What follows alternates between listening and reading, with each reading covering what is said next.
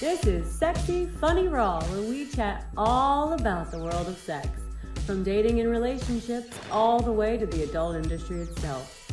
I'm Silvia Saige, and this is my Pornspective, answering all the questions you weren't even brave enough to ask Google. Get ready, because Sexy Funny Raw starts now. Hey, welcome back. Another episode of Sexy Funny Raw. I am joined again in studio with my co-host, Dr. Eddie, who's going to be giving us his public health perspective on all things sex related. And I also have one more guest here today just to make things a little bit more complicated. Mr. Johnny Mitchell, writer, comedian, podcaster. Welcome to the show. Here. Good to be here. And this week we are tackling an episode which is very important to me. It's aging in sex because, well, I'm aging and I'm still in sex. So let's address a few things, shall we?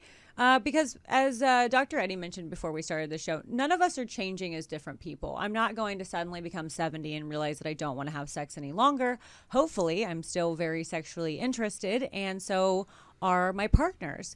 But I think there's a big social stigma to aging and sex, correct? We feel kind of like you don't want to watch Nana get like pinned up against, an alleyway. Who really jarred something loose, Tiger? Is that is that how you hope your grandma fucks? I mean, is it an alley? I mean, let's just I hope better for my Nana. You want her in a bed? Yeah, or fucking, I don't know, throw over the couch in the living room while she's watching like The Price is Right. Alleyways are like spontaneous, I think Nana it sounds should like a have Nana the choice. rape, quite frankly. Nana should have the choice. Nana can have the choice to be fucked in an alleyway if she wants. Like, I think public sex is super hot. Now, it's pretty illegal, but I think that's what makes it so hot, right? So I don't know why Nana wouldn't want to be fucked in an alleyway. Although you might not slam her up against the wall quite as hard because then you might break a hip. If I saw a Nana getting fucked in an alley, I would stop that man because that's rape. Okay? Not if she wants it. Nana can consent all she Nana's wants. not consenting to that. Nana's not consenting to that. Nana's got class. Nana's house smells like potpourri. So when should, I'm going to say that in air quotes because I don't necessarily agree in an age we should, but when do you think we should stop having sex then, Johnny? With women over 30, With just women? like the airlines used to do. As soon as you get pregnant or over 30, you're gone. You're not working here. Oh my God. God, I miss the 70s. I'm 38 though. And Yeah. I'm like in the prime of my life, and everyone says that sex in your 40s is like the best sex you'll ever I have. know, I always hear that, but it can't be for dudes. I feel like dudes get less. I feel like chicks might like it more because you guys are You feel complicated like spiritual men beings. sexually decline? Yeah, there's sexual diminution, and also like, for a guy that's just had it all. Maybe for married men, for men that haven't been with a lot of partners. I feel like you get to your 40s and you want to fuck everything. But wait, is this because of testosterone dropping? Is that typically why men's sex drive isn't as high, Dr. Eddie? I would probably say that I have some concerns with everything you just said, Johnny. But we also have to take in the psychosocial component of it, and our lives change in our 30s and 40s, right? Yeah. It's no longer free time to fuck all the time. Right. Right? And so our priorities change. And all Kids that are stuff. in the house and things Sure. like that. Yeah. Right? So does it change over time? Absolutely. Do you want it less? Maybe. Can you get hard less? Probably. Yeah. Right? And almost guaranteed. there are biological functions, but that could be due to a variety of factors like overall health or psychology, Yeah. anxiety, the stresses of your day. All of Wife's those things are fat. going to play a role. So if a man doesn't have those things in his life, if he isn't stressed out and he doesn't have kids in the household, is he having a more erect penis up until a later age in life, or is it just naturally something that's going to happen as the penis is going to not remain as erect in the older years, and that you might need more medicine to help with the ED? I would be remiss to paint it with a big brush like that. Okay. Right? So Yeah. it's going to be different for everybody. Yeah. Everybody's experience is unique. Yeah. Is a firm penis harder as you get older? It is, right? Is it more common to have erectile dysfunction, even if it's temporary or acquired in short periods of time? Sure, of course it is over time. But that also starts earlier too, right? We're making believe that it starts like at 40.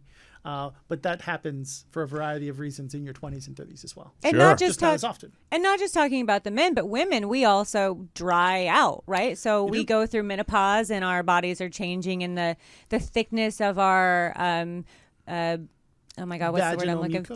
Thank you. Nice. Vaginal I love mucus is that. changing. So everything is kind of changing, and I've You mean definitely you don't squirt after 50? I don't know. I think you still could with enough water intake, but I certainly notice, like, I really, really notice way more than I ever did in my 20s. If I'm drinking and I have sex after drinking, I am in a full state of panic. Like, everything about me is dry. My mouth is dry. My vagina is dry. I just can't even, produce enough saliva to make sex happen sometimes. Like, I really only can have lube at that point. Everything feels like anal at that point. It does, but it didn't do that in my 20s. I could have sex on alcohol and still be incredibly wet. But now, as a woman in my late 30s, if I've been drinking, my wetness is like obsolete. It does not exist. Yeah. That's pretty common for women as they do age. It just gets drier. You're producing a lot less. Yeah. So lubricant actually becomes just more and more important as you go. Yes. Right. So the older you are, the more lubricant you need. And there's nothing wrong with it, right? Because we should be using it anyway to avoid those micro tears and all of those things. Oh, no shit. I didn't know that. Sure. Oh, wow. same This thing could have applies- prevented a lot of fucking penicillin shots I have had to get over the years. Well, Sure. you're probably still going to get those diseases whether or not you had the penicillin. Oh. Well, so what's the point of using the lube then if I still get the clap? Well, it just keeps from you tearing her vagina or the anus or something in that Oh, nature. okay. Well, I don't have, my dick game's not vaginal tearing. But it can be with a penis. Microabrasions happen for a variety of Yeah. reasons. And so it's less So even the if girth she's and size. Yeah. That's Okay. not what it's about. It's like a traumatic event for the internal walls. Oh. Sometimes. And I feel like sex with condoms, for me, can be a lot more rough and tearing and things of that nature. Lube becomes even more important. Yeah. Makes sense. Yeah. So when we are talking about sex in the older community, so a thing that happens when you age is sometimes your memory will start to slip. And so there are some areas of like dementia setting in. And now I'm wondering, my question is, Grandpa forgets grandma's name. well, not even that. Like it's not Ethel. I'm going even deeper than that. Diane. So I'm looking at like women in like nursing homes and things of that nature. And what if I'm thinking about the consent factor of like dementia and sex and like how does that play in? And like when you might have said yes and then now you don't remember saying yes to this person. And then all of a sudden you wake up in the middle of sex. Like, I mean, I've definitely woken up to sex before, but I didn't have dementia. It was Right. It was just you took a drink from the wrong guy. right. We'll talk about it when we talk about consent for Okay, sure. yeah. But what I will say is that consent is not a yes or no and that's it, right? So Mm-hmm. consent is more of a process. And so it's ongoing. It's more of a conversation that should theoretically be happening between partners. Between everyone. Yeah. Constantly, right? It's like Yes. I've consented to you putting it in, Right. but am I consenting to you keeping it in? Right. Am I- What the fuck Am I is that consenting? shit? Well- That's the most ridiculous thing I've ever heard. No, I've Sylvia, actually- would you be turned on by a man who, after he inserted his penis, he just kept asking you if this was consent? No. But Are you I doing will, okay? But I will tell you when No. that matters, especially like when I was like a kid and I was like having sex Oh, with boy. these like new men and like they went in to go have sex and I'm like, I don't even really want to be doing this anymore. But I would have never stopped it because in my mind I had already said yes. And I'm just like, there's sure, something but to that's go there. right. Okay, you but could consent to someone putting it in And then vaginally, be like- and then what if they're going to shove it in your ass? oh, Right? oh, Well, consent is multiple things. It's not a every minute.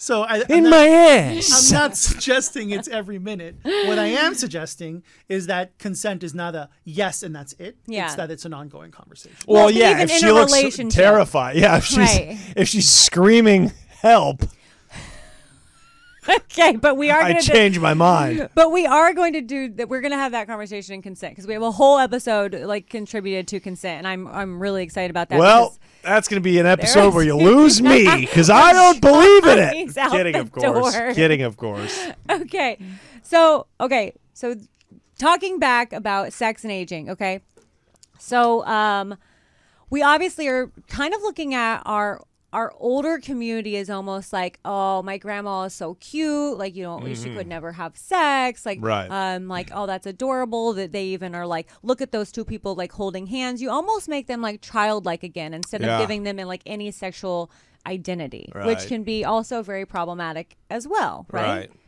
Like everyone still wants to be viewed as like desirable and wanted. You don't want to be looked at as like a forgotten member of society, someone that they wouldn't want to have sex with. There's still a lot of GILF porn happening. And is that right? Yes. But the thing is it also gets a negative connotation. What are we talking about though? GILF. I mean, if it's a Puerto Rican community, it's a 30-year-old could be a GILF. So it's like, what's the also that could happen with white, Hispanics, black. Let's generally just go no, ahead though. and go Generally for no. that. But anyways. Like, what's the cutoff? Yeah. Right. But like, do you know what I mean? So, but I don't know. I'm fascinated by the GILF porn industry because when we say grandma, how old are we talking? Well, Sally Mullins, a good friend of both of ours, right? works I love in Sally. grandma porn. Yes, wow, but there's like a negative 50 connotation behind it. So we're talking like 50 plus, basically. I would say so. Yeah, because you turn into a MILF the day you turn 30, so you'd have to turn into a GILF the day you turn 50. That makes sense. Right. And then, but up to what age? Because are we talking like an 80-year-old woman? Are we talking a geriatric, somebody who plays bingo? I mean, it's hard to imagine that they care about being looked at as a sexual object besides maybe their husband, right? B, it's hard to see that they even biologically or even want to have sex that much. And I don't have anything for C. But hard to imagine is different because I look at like Jennifer Aniston is 50, right? And I'm like, what a sex bomb. Right. Like there's a difference. Yeah, J-Lo. You know what I'm saying? Yeah, J-Lo. very true. Very true. Isn't Jennifer Aniston 50 as well? Or maybe she is. Something? No, she's 50 plus. Okay, yeah. But what I'm saying is I still very much look at these women as like sexual empowerment, Yeah. So like at what you're telling me, like, okay, so she's a different story than like maybe Betsy in Wisconsin who just turned 50. Well, like, definitely. They're totally two different people. Definitely. But externally, of course, because that's what happens when you're just rich and famous. You haven't had to do anything but just look good for 30 years. But also we know because of Dr. Eddie, it has to do with health and how you maintain for sure. your body. Yeah, absolutely. And all of those things and whether or not you still are going to be wanting it. But I don't. Right. I think even with now I could be mistaken, but even with some health concerns, it doesn't go away mentally, right? Or at 80? At 80? I'm talking to 80. 50 is a big difference from 80. I know my grandpa was having sex at 80. I know for sure he was. He was on his second wife, and I know they were banging. Like, yeah. Our family is very open. He's dead now, but how old is heart attack? Too much banging. Found out what his granddaughter did. Heart attack. Pneumonia, but thank you. Yeah. And he died well before I got into porn. So there's that. Okay. You found out about the black guy you were dating. Heart attack. I worked in healthcare at the time. I was killing it considering his like wants and desires. Right. Oh, I'm sorry. I think all of the numbers that we're talking about are a little low.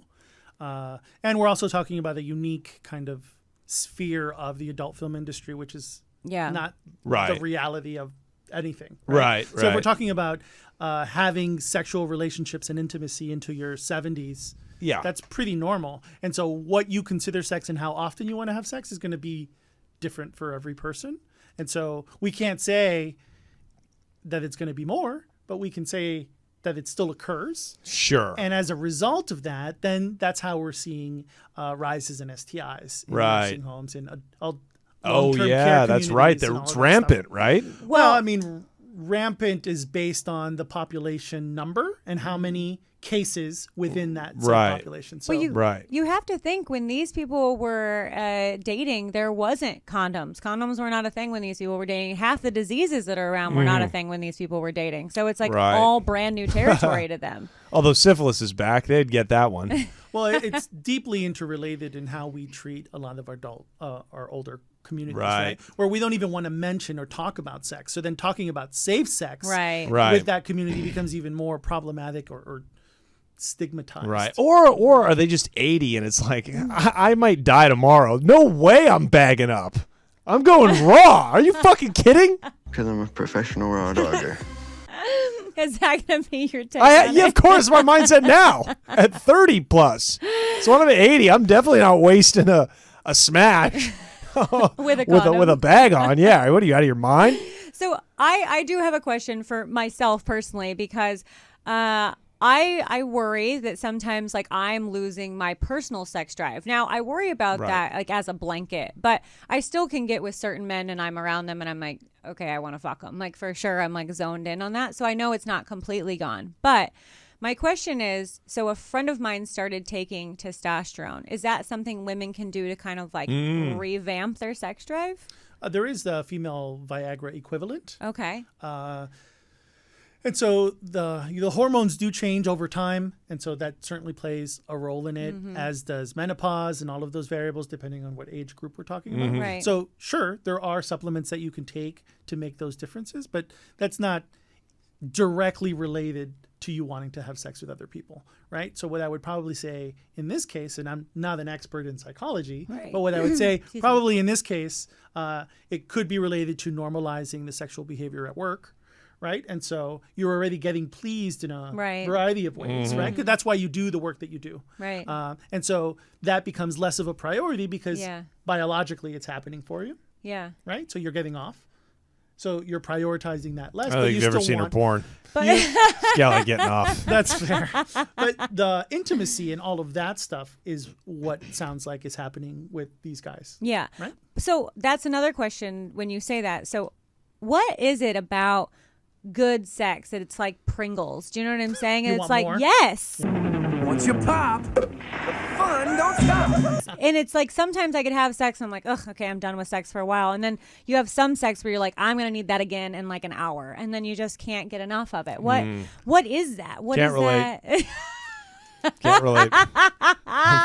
I'll just take a 5. Dr. Reddy, run with this one. I mean, I don't have an answer to that. No. What I'd probably say is it probably has more to do with the experience that you're sharing. Probably Like the the mental, physical the mental chemistry. thing. I think it's stuff other than the like railing. Yeah. Oh, really? I mean, the railing could have been really good, and maybe you got off in a way that you don't typically. Now, neither one of you have vaginas, but Andrea is the one running the show for us right now. Andrea, help me out with this. Don't you ever have that, like, where your vagina is, like, pulsating and you just remember, like, amazing sex and it's like your vagina is talking to you and, like, find that dick again, you know? Like, do you know what I'm talking about? Well, you do. I feel like I haven't had that experience in a long time. Okay, but you've had it. Yeah, I have.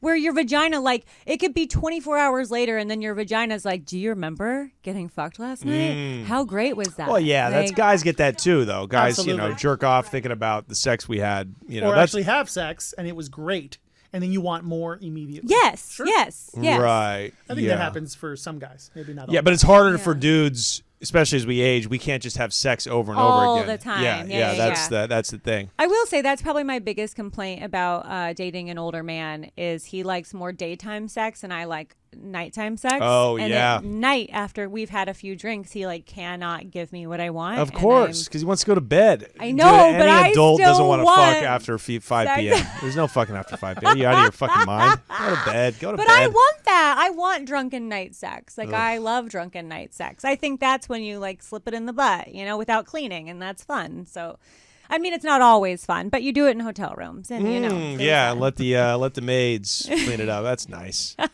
That's true though. That is anal. Really is gross. Anal is for hotel rooms. It 100% is. 100% is. Fuck. So here's Feel a question. So if people are having sex into older and older ages, is that helping them live longer? Is this progressing their life by having more sex in later years? I mean, there is some research that suggests having things to do, right? Like just in general. No. Yeah. Right, so like people that, Dr. Eddie's like crossword puzzles, bitch. Fucking walks. No, but having things on your schedule, making sure that you're that you have a job or that you have somewhere to be or that you're taking care of things does extend people's lives because they have something to do. There's meaning. Right? And so and if you have someone to do, it can extend it even longer. That's right. Yeah. Isn't there physiological benefits to sex? I've more heard. sex, yes, absolutely. Release endorphins and all of those things. Oh, well, and there's ejaculation, and that's you're emptying the prostate. Like there's a bunch of things that are going on there too. Wait, what about the no fapping? I'm sorry to take us off onto a little side street here. Yeah. Well, there's a whole culture now amongst the kids that are pushing back against the porn addiction, which is good, but they're saying no jerking off, no coming. You see this with David Daida's book, The Way of the Superior Man. He says, I don't launch. Even when I'm having sex, I don't launch. What? Yeah, that's like the whole Kama Sutra. I get the jizz going throughout the body. Dr. Eddie, take it away. Is that bullshit? Is that sacrilege? Is that cap? Go. He never lets it go, though? He never lets it go. That can't be healthy. The body will get rid of it on its own. Wet dreams, right? Yeah, that's where they come from. Right, but in general, should you not launch? Do you think it's unhealthy? Do you think, I heard it releases a protein. I heard this on a podcast. What I will say is that as people age and prostates get inflamed, sometimes the doctor will milk you. Sure. Right? And so that's a process that needs to happen. Right. So I will be that doctor for anybody. I have lots of lab coats and stethoscopes, and I'm down. Nice, dude. A costume for everything. Love that. So you need to launch, but like in general. Or a doctor will launch you. Right. Yeah. For specific reasons, under specific circumstances. Oh, okay. Right? It's not like it's happening all of the time. Your body will either expel it itself. Yeah. Or I don't see the harm. Right. Like there is no harm. In either way, in launching or not launching. Right. I'd say edging and the not launching kind of thing is certainly popular. Right. And holding it off for as long as you can. And that's where the Kama Sutra comes in. And it can extend orgasms for longer versus the very short period of time that the orgasm takes place. But building the come up isn't bad? I mean, I don't think it's bad or good. Okay. I don't know. Interesting. Okay, so there's really no physiological. I'd say we need to. Prostate health requires that we. Of course. And so how much we need to, I think, is going to be different per person. Okay. Really, I was hoping for a better answer. Honestly, yeah, I was hoping. I get that a lot. I was saying, what are you going to do? No, but I like that. A doctor, he's not Fauci. Clearly, he doesn't say things he doesn't believe in, or is not totally convinced of. I like that. Okay, well, you guys, to end the show, the issue here is definitely one of choice, right? So you can decide that sex is no longer right for you or that it is perfectly acceptable. After all, it is possible to live a fulfilling life without sex. Not one I want, but it is possible. Wait, really? It is possible. It is possible. But if you do choose to continue sex and enjoy sexual activity and intimacy with another partner, you do deserve an unbiased support and encouragement. And we are going to cite some sources at the bottom of this so you can feel free to dig into maybe experiencing more sexual experiencing in your aging life as well. So without further ado, before we head out, Johnny, tell the people where they can find you. Yes, ma'am. You can find me on the interwebs at Mr. Johnny Mitchell on Instagram. Please follow me. I need to get the numbers up. YouTube.com/Johnny Mitchell. Those numbers are just fine. We'll put out tons of content.